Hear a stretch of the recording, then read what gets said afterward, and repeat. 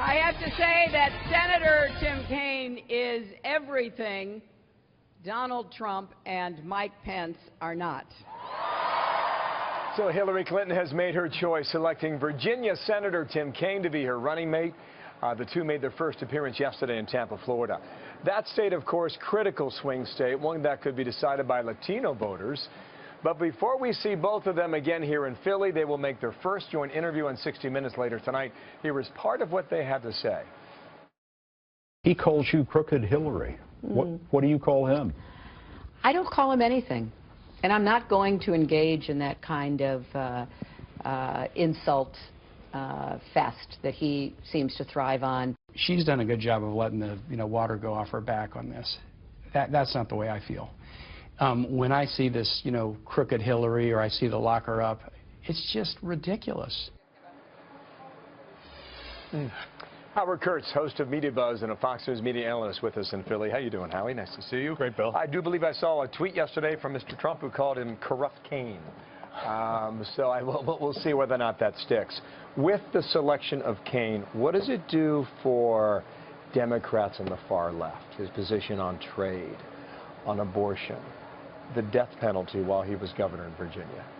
In a word, nothing. The selection of Tim Kaine does nothing to assuage the feelings of the Bernie wing of the party, the far left Democrats, who don't like his position on the banking industry, for example. But this was the safe choice, not in terms of reaching out to the Sanders voters, because I guess the calculation is where else do they have to go, but picking somebody who's not going to do any harm, who's an experienced ex-governor as well as a member of the Senate Foreign Relations Committee, and who is low-key and is not likely to be a distraction. But I have to say, that clip you just played of them coming out together was 24 hours ago. I think the Kaine story ended with this coup of Debbie Wasserman Schultz being deposed at her own convention. It's going to totally overshadow what would have been the Kaine rollout. He's overshadowed, and we'll see where we are in that story on Wednesday. It's kind of like Ted Cruz and Cleveland a week ago. But you're a message guy, right? I mean, you're into communications.